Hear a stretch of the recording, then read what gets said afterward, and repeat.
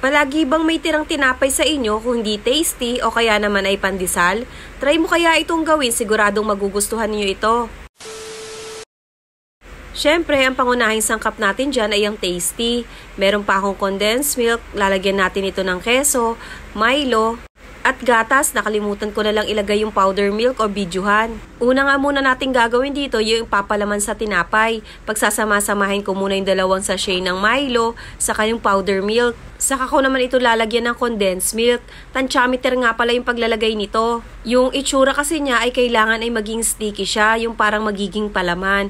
Pero naubos ko yung kalahating lata ng condensed milk, that okay na. Ganito na nga yung itsura niya, then isa-set aside muna natin ito. At susunod naman natin gagawin ay yung sa tinapay. Tatanggalin mo nga lang yung mga kanto nito o yung matitigas na parte sa gilid. Pero wag mo iyan itatapon kasi pwede mo pa yung magamit. Pwede mo pa nga yung gawing pizza eh. O kaya naman ay pudding. May nagawa na nga pala akong mga video nun. Hantapin nyo na lang dyan sa wall ko. Makikita nyo kung paano yung paggawa ko ng pudding. Saka yung pizza sa kawali. At dahil wala naman akong rolling pin, ay ito na lang baso ang gagamitin ko para maplat ko nga yung tinapay.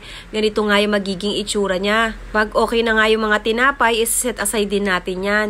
Sisunod ko naman itong hiwain yung mga keso.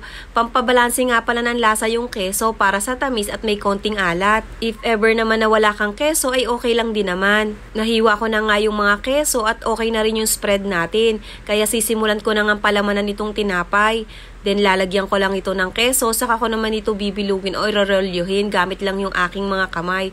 Malinis yung kamay ko ha, naghugas po ako. Mas marami kang palaman na ilalagay ay mas masarap. Ito nga palang recipe na ito na gawa sa tinapay ay pwedeng pambaon ng mga bata, pang-agahan, pang-merienda, o kahit pang hapunan o pang tanghalian ay pwede din naman kasi tinapay naman ito. Pag nalagyan ko na nga lahat ng tinapay ng palaman ay ready ko namang itlog na gagamitin.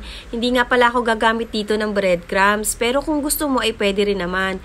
Then naglagay na nga pala ako ng butter sa kawali. Sisimulan ko naman itong prituhin. Ididip ko nga lang itong tinapay dito sa itlog, saka ko naman ito ipiprito dito sa mantika or butter. Kung wala ka namang butter ay pwede rin naman yung ordinaryong mantika lang na ginagamit natin sa pagprito. Then mahina lang dapat yung apoy natin dito kasi mabilis lang itong masunog.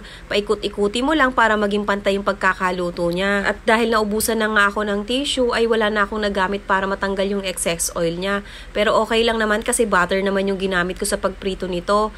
Then binudburan ko nga lang pala ito ng Milo sa ibabaw. Optional nga lang pala yung paglalagay ng Milo. Then dahil may natira pa nga ako dito na chocolate spread ay nilagyan ko na rin siya. Kaya kung may natitira kayo dyang tinapay ay pwede mo namang gawing ganito. Kaysa naman masira lang yung tinapay at magkaamag ay gawan mo na lang ng paraan paano pa ito kakainin ng mga bata at magugustuhan nila.